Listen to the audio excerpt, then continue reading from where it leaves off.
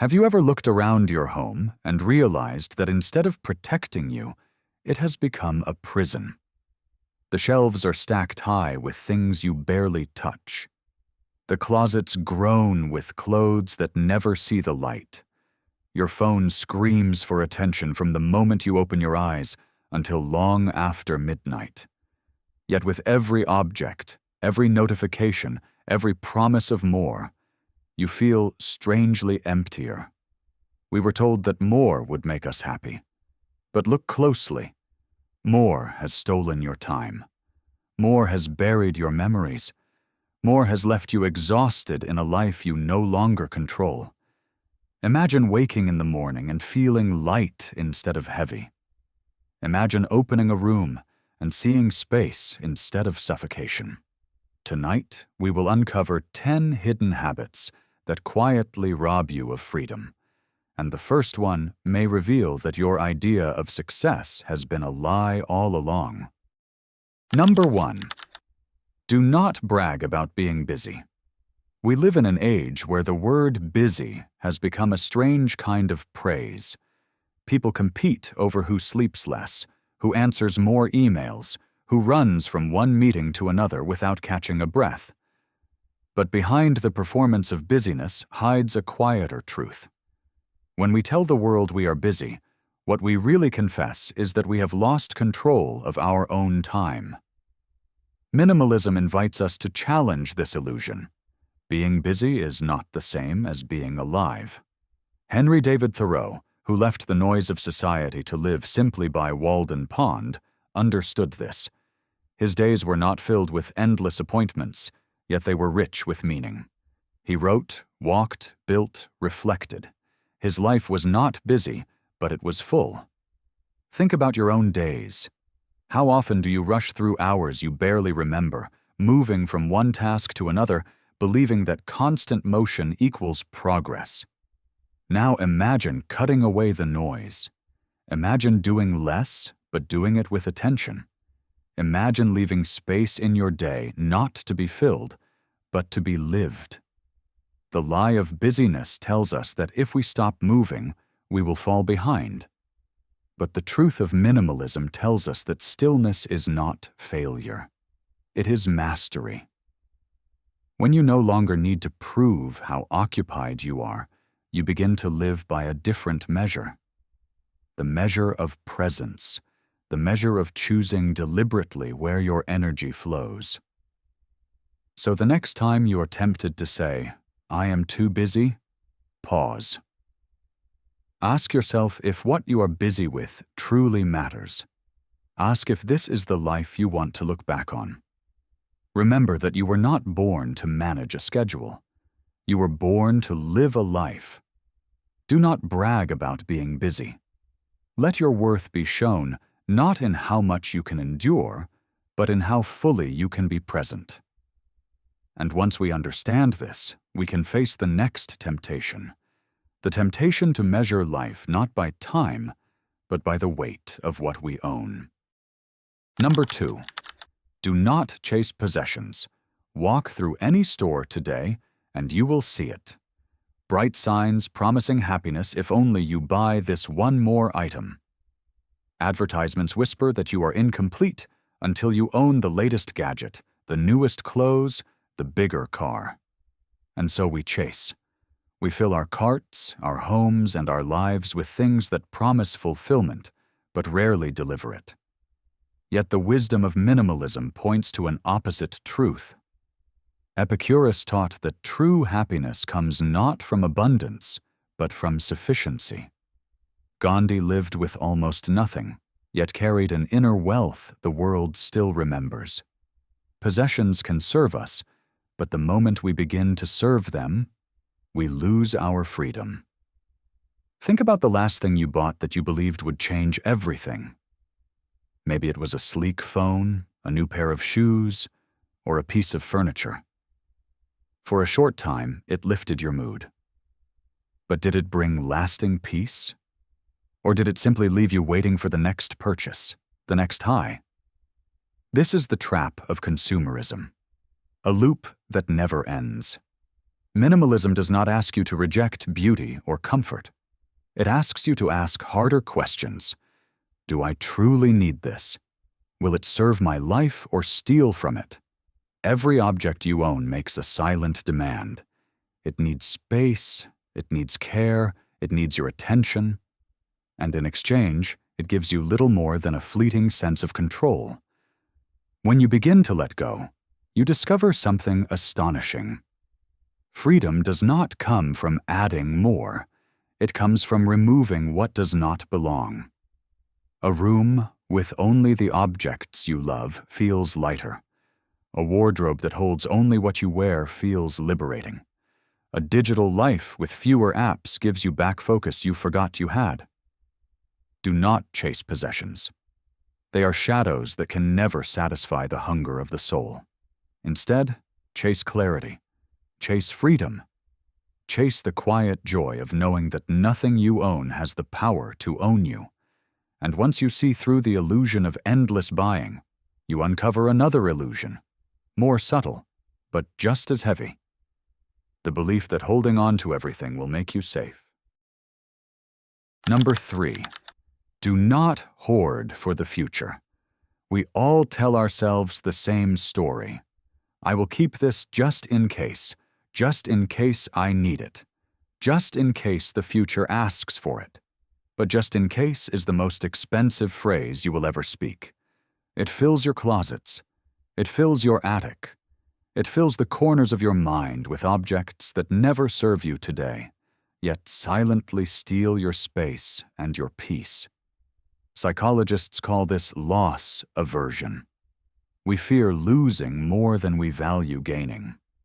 So we cling to broken electronics, clothes we no longer wear, papers we will never read. Each item whispers a promise of safety, but what it really offers is weight, a constant reminder of fear disguised as preparation. Minimalism teaches us to ask a different question. Instead of asking, "What if I need this one day?" Ask, "What is it costing me today?" That old jacket you never wear takes the space where light could enter. That box of unused gadgets makes your home feel smaller, not safer. That drawer of clutter is not protecting your future. It is robbing your present. When you release what you do not need, you are not being reckless.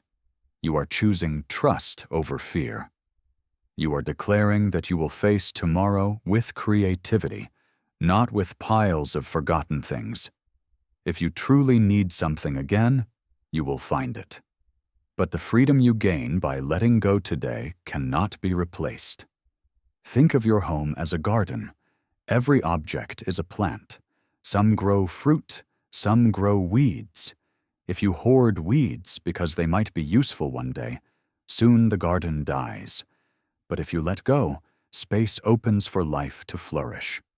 Your mind is the same. Do not hoard for the future. The future will not be safer because you carry the debris of yesterday.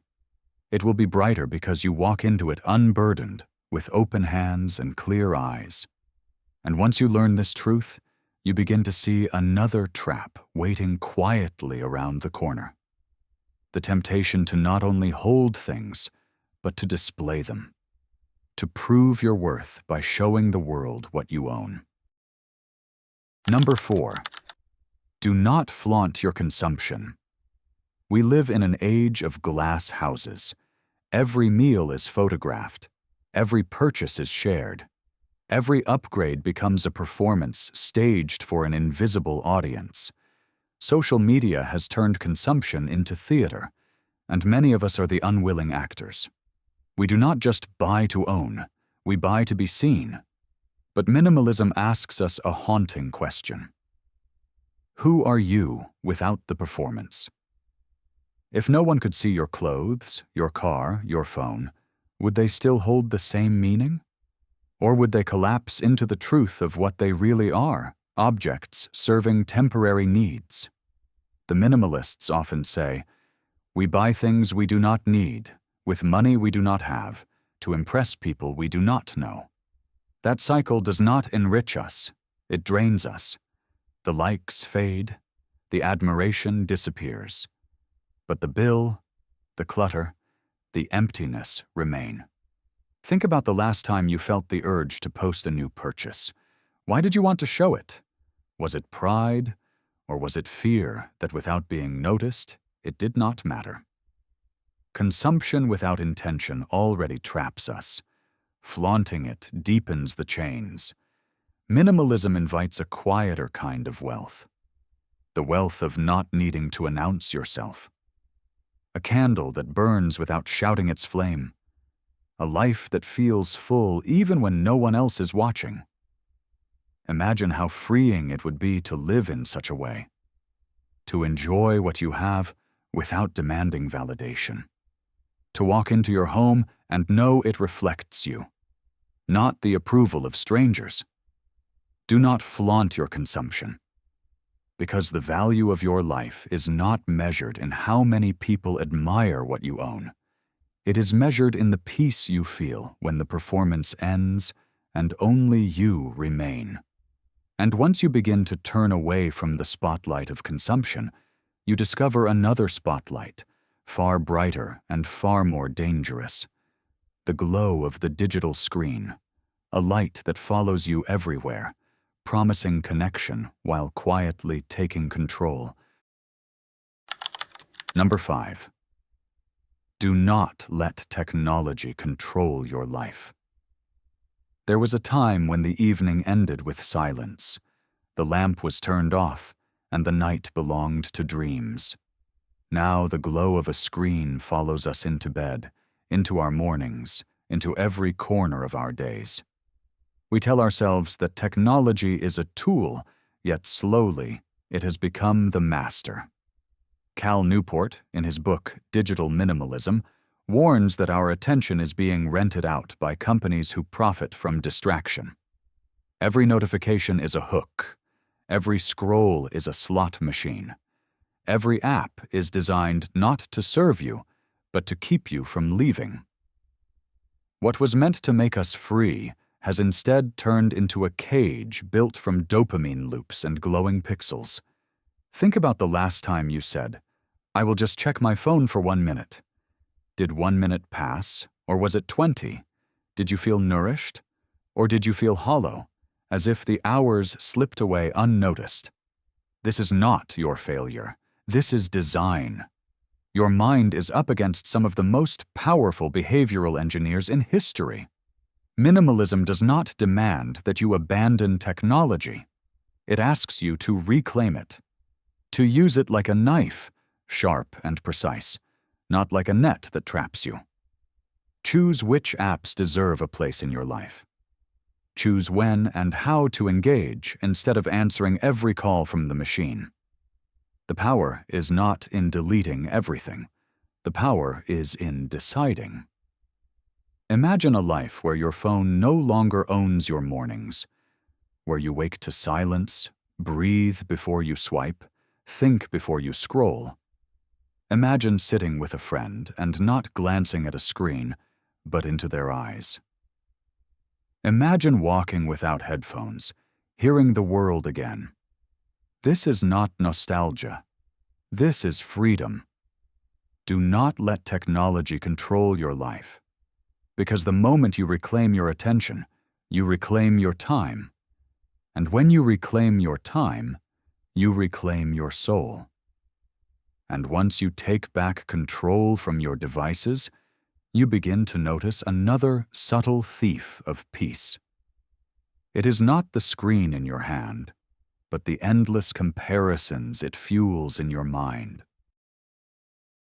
Number 6. Do not compare yourself to others. Every time you open a screen, you open a mirror that doesn't tell the truth. You see polished lives, curated smiles, success stories written in bold letters, and in the silence of your own heart, you wonder, am I enough? Am I behind? Why does their life look brighter than mine? But what you are seeing is not life. It is theater. People show their highlight reels while hiding their struggles. And when you measure your ordinary moments against their filtered peaks, You are comparing two different worlds. It is like standing under the moon and feeling jealous of its glow, forgetting that the moon shines only because it borrows light from the sun. Minimalism teaches us to look inward, not outward, to focus on what we can control, not what others pretend to control. Marcus Aurelius wrote, "If you are distressed by anything external, the pain is not due to the thing itself, but to your estimate of it." The same is true today. The hurt you feel from comparison doesn't come from others. It comes from the power you hand them over your sense of worth. Imagine for a moment living without the constant urge to measure yourself. Imagine waking and asking, not what are they doing, but what do I value today? Imagine building a life so aligned with your principles that even if no one else saw it, you would still feel proud. That is the promise of minimalism. Not a life without ambition, but a life where ambition is measured against your own soul, not someone else's shadow. Do not compare yourself to others, because the moment you stop, you see clearly that you were never running their race. You were always on your own path, and your path, walked with intention, can never be judged by their milestones. And once you stop chasing the shadows of comparison, you begin to notice another kind of chase. A quieter chase that hides in the constant cycle of buying, upgrading, and planning for the next thing. Number 7. Do not plan your life around endless upgrades. The world tells us that newer is always better. A faster phone, a shinier car, a bigger television. We wait for product launches the way people once waited for the seasons to change. But hidden beneath the excitement is a cycle designed not to serve us, but to enslave us. It is called planned obsolescence. Things are built to fail just soon enough so that we must buy again, and again, and again. Think of the moment you first unbox something new. The packaging, the smell, the feeling that life will somehow be smoother. For a few days, perhaps it is. Then slowly, the magic fades. The object becomes ordinary, and you are left chasing the next version. This chase does not make us modern. It makes us restless. It teaches us to believe that satisfaction is always one purchase away. Never here, never now. Minimalism offers a different rhythm. It asks you to pause before upgrading, to ask if what you already have truly fails to serve you. If your phone still works, is a slightly sharper camera worth the price of your focus? If your car still drives, is a newer model worth the debt of your peace? Often, the answer is no. And in learning to say no, you reclaim a power that marketing would rather you forget. Imagine a life where your sense of worth is not tied to a release date, where you walk past billboards untouched, where your happiness is not delayed until the next upgrade, but rooted in the present tools that already serve you well. This is not about rejecting progress. It is about rejecting dependency. Do not plan your life around endless upgrades, because the more you wait for the next version, the less you live in this one. Freedom begins when you choose to value use over novelty, presence over promotion, being over buying. And once you step off this treadmill of upgrades, you begin to see another form of accumulation that is far less visible, but just as heavy. It is not the clutter of objects in your home, but the clutter of information in your mind. Number 8. Do not accumulate endless information. We live in a world where information feels like oxygen. Every headline, every notification, every new piece of data rushes at us like waves on a stormy sea. We hoard articles to read later, podcasts we never finish, emails that multiply like shadows. Our minds become storage rooms, not sanctuaries. Psychologists call it cognitive overload. The brain is built to handle only so much at once. But in the age of constant input, we trick ourselves into believing that knowing more always makes us wiser. In truth, it often makes us restless. The more we collect, the less we absorb. The more we store, the less we understand. Minimalism in the digital age is not only about deleting apps or clearing inboxes, it is about reclaiming the mind as a place of focus. Cal Newport calls this deep work, the ability to concentrate on what matters while shutting out the noise. Imagine choosing a few sources of knowledge and ignoring the rest. Imagine closing your laptop at night and feeling complete, not hungry for one more article. Think of your attention like a garden. Every piece of information is a seed. When you scatter seeds endlessly, nothing grows. But when you plant a few with care, they take root and nourish you. That is the difference between hoarding knowledge and cultivating wisdom. Do not accumulate endless information. You do not need to know everything. You need to live what you already know. Wisdom is not measured in megabytes, but in moments. The best knowledge is useless if it drowns your clarity. So slow down. Choose what to read, what to hear, what to let into your mind. Leave space for silence, because silence is not empty. Silence is where meaning grows. And once you learn to let go of this hidden clutter, you uncover another illusion. It is not about how much you know, but about how much approval you crave from the world that watches you. Number 9. Do not measure your worth through likes and shares. There is a moment you know too well. You post something online, a photo, a thought, a piece of your life. For a brief time, you feel the rush. Notifications appear. Hearts and thumbs rise like tiny sparks of approval. But when the screen goes quiet, so does your spirit. You begin to wonder, was I seen? Was I valued? Am I enough?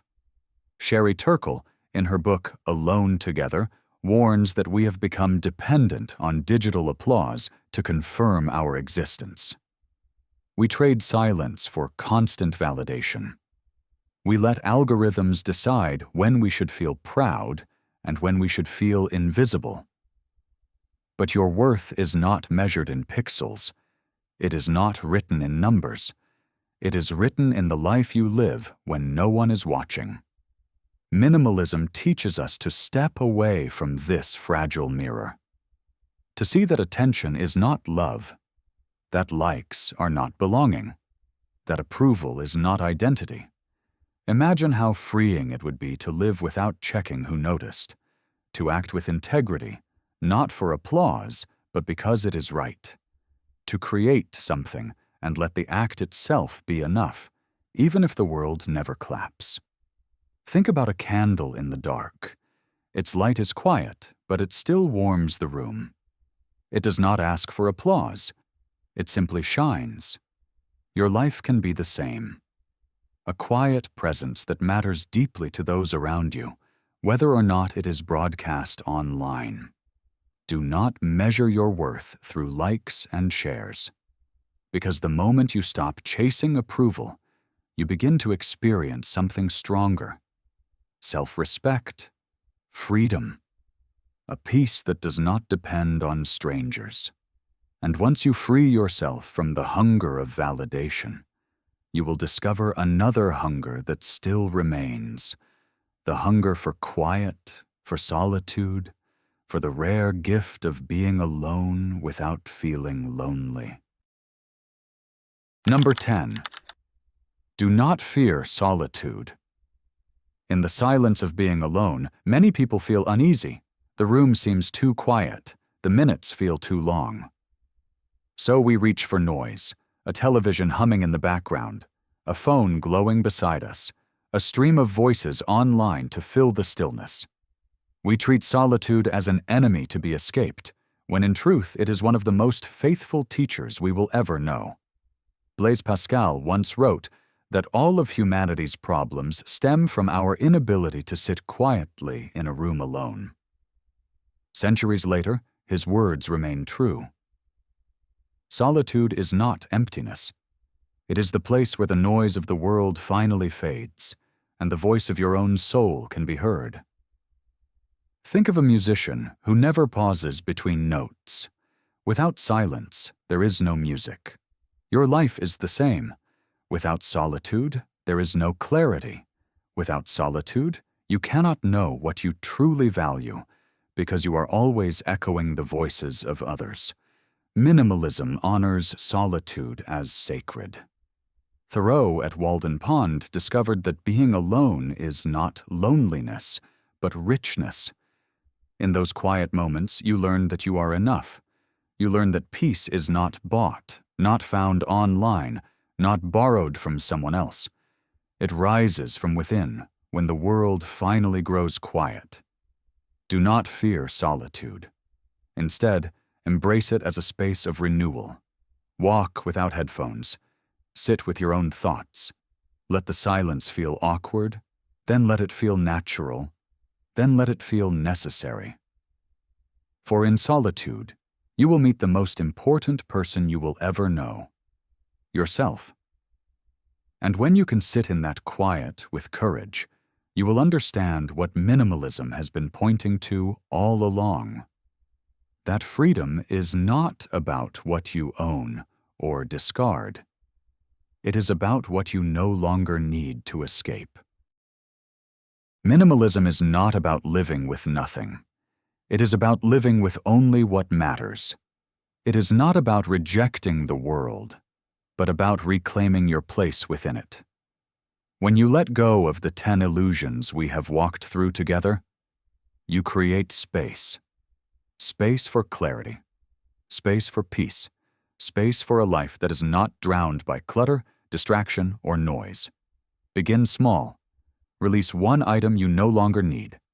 Delete one app that steals your time. Sit in silence for 5 minutes without reaching for a screen.